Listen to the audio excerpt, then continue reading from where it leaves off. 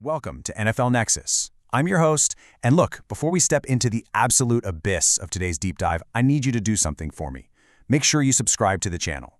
Go ahead and like this explainer. Comment down below with your thoughts as we go along, and please, support the channel by becoming a channel member today. We bring you the most intense, meticulously researched NFL documentaries on this entire platform, and honestly, your support is what keeps this Nexus alive. Okay, let's dive right into this, because today we are dropping directly into the grave reality facing the 2026 Pittsburgh Steelers. It's a reality defined by a ticking clock that absolutely no one in that front office can seemingly stop. Everything changed in a matter of seconds. I mean, that is the chilling truth of the National Football League, isn't it? One moment you think you've got this master plan, and the very next, the entire foundation just crumbles right beneath your feet. For the Pittsburgh Steelers, we aren't just talking about one bad game here. We aren't talking about a blown coverage on a Sunday or a single missed assignment. No, this is about a historic blue-chip franchise that's currently caught in a suffocating vice grip between two terrifying extremes. Think about it. On one side, you have a rapidly aging, battle-scarred defense that has quite literally carried the massive weight of this city for over a decade. And on the other side, a dangerously unproven, highly volatile quarterback room. The tension inside that facility right now, you can practically feel it. It's palpable. It is absolute. And quite frankly, it's suffocating. Section 1. The clock is ticking. The 2026 quarterback dilemma. So let's really look at this. The 2026 season is basically a ticking time bomb sitting right on General Manager Omar Khan's desk. When you zoom in and look at the microscopic details of this roster, the absolute panic really starts to set in. You've got Will Howard and Drew Aller, two young quarterbacks who are facing just this extreme, overwhelming pressure, essentially fighting for their professional survival.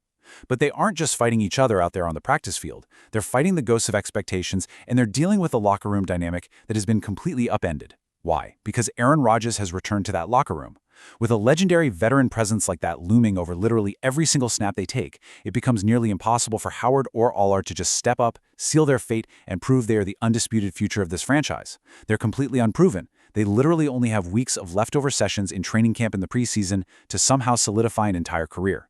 And listen, if Omar Khan evaluates that battle and does not see a definitive franchise savior, well, it would be a catastrophic mistake not to look toward the looming shadow of the 2027 college quarterback class, a class the draft experts are already calling profoundly stout and honestly impossibly talented. But as we're about to uncover, looking toward 2027 is actually where the true nightmare for Pittsburgh begins.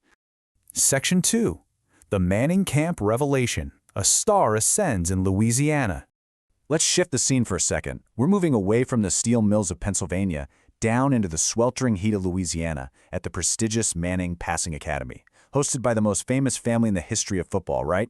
This is where the elite gather. The names you already know: Arch Manning, Julian Sayin, Dante Moore. These are the titans of the 2027 class, all widely expected to hear their names called in the top 10 next April. But here's the crazy part. It wasn't Manning or Sayin who stole the show down in Louisiana. It was someone else entirely. I want you to really listen to the words of draft expert Todd McShay here. Listen very, very carefully. C.J. Carr, Notre Dame, wasn't even close. Wasn't even close. McShay was standing right there on that field, watching Julian Sayin, watching Arch Manning, watching all this exceptional talent all around him. And yet C.J. Carr completely eclipsed the established giants. His performance throwing the football literally became the absolute jumping-off point for the entire 2027 draft conversation. This wasn't just, a good day at camp. This was a seismic, earth-shattering shift in the draft boards, an unexpected name just violently disrupting the established order of the top 10.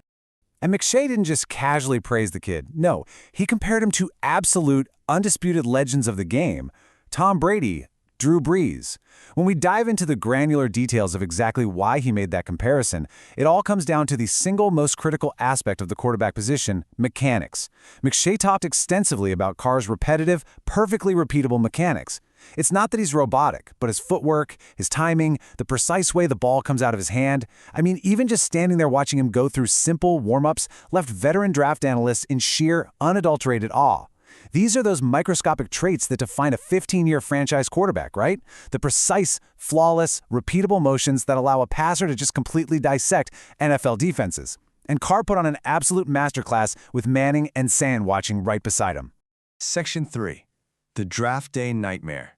The Cost of Competitiveness. So why is this incredible news for CJ Carr actually a horrifying revelation for the Pittsburgh Steelers? Well, because a rapid, meteoric ascent up the draft boards is a sheer death knell for a franchise that vehemently refuses to rebuild.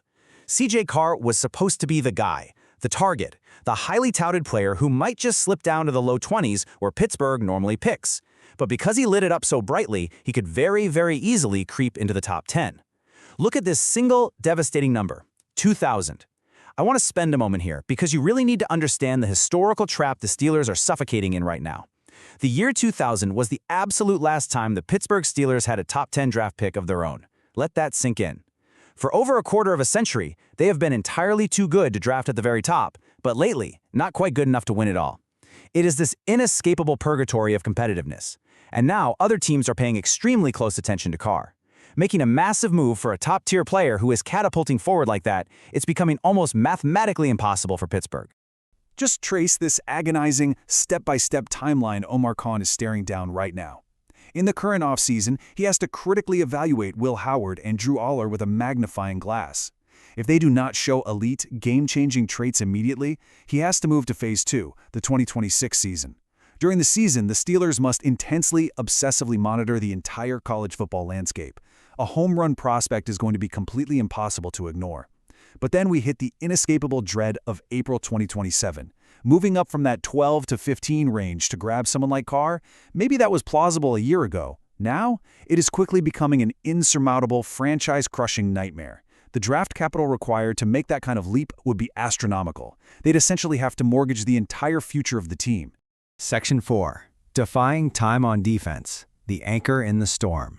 Now, as we transition away from the sheer, overwhelming panic of the quarterback room, we find ourselves looking at a stoic, immovable foundation, a guy drafted 31st overall all the way back in 2011.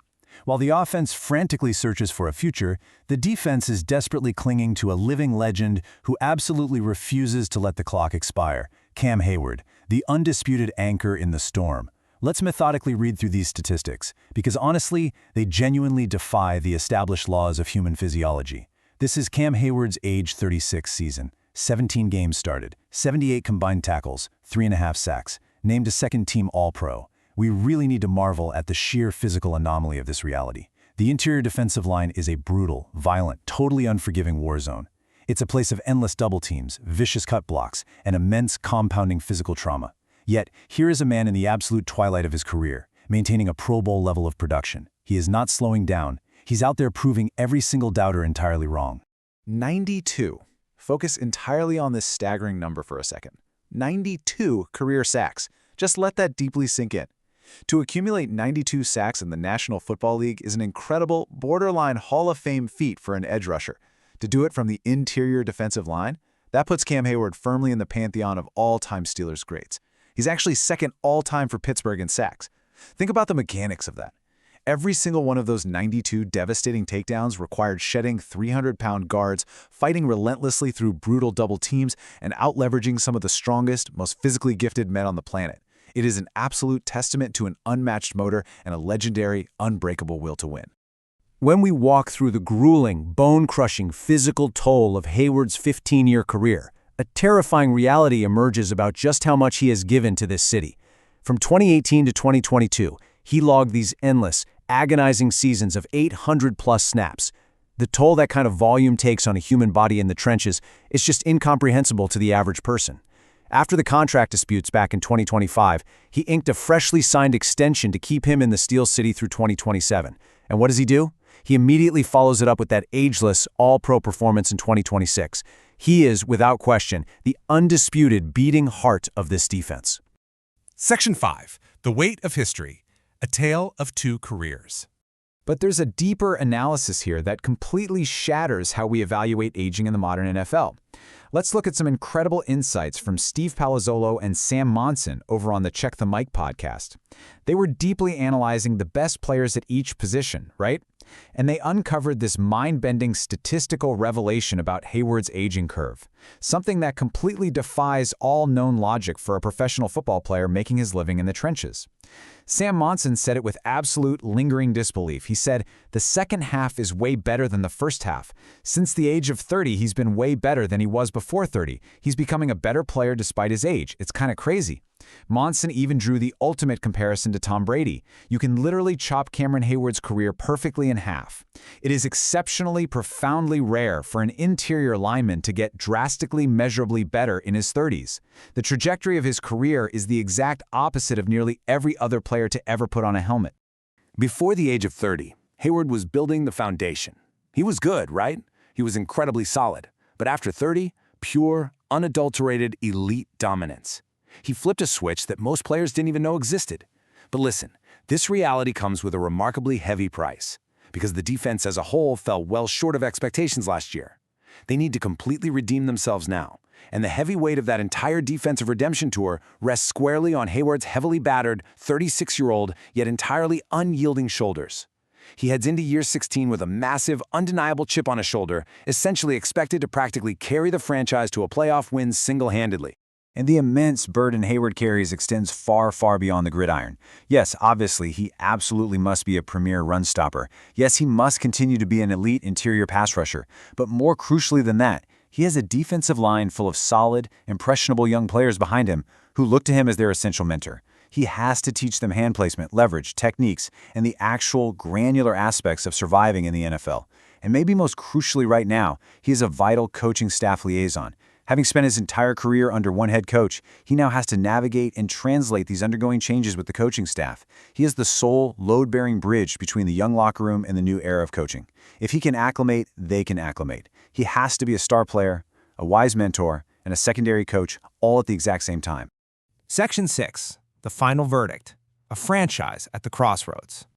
So, synthesizing this entire cinematic narrative, what do we have? We see a historic franchise utterly paralyzed at the crossroads. On one hand, you have a team desperately, aggressively clinging to its historic, legendary, but undeniably aging defensive core, led by a literal anomaly in Cam Hayward. And on the other hand, they are forced to stand by and watch their future championship hopes, the dream of drafting a generational franchise quarterback like C.J. Carr, drift completely, agonizingly out of their reach. It really all comes down to this. Will Cam Hayward's absolute, stubborn defiance of time be enough? Can his 36-year-old shoulders hold the line long enough, while the Pittsburgh Steelers gamble their entire future, hoping against hope, for an unreachable 2027 quarterback? The clock is ticking, and time, eventually, runs out for everyone. If you want to keep diving deep into the absolute granular details of the league with us, you know exactly what to do. Support NFL Nexus. I need you to hit that subscribe button right now.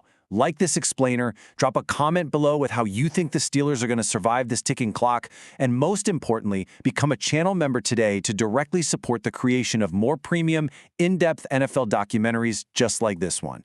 Until next time, keep watching the tape.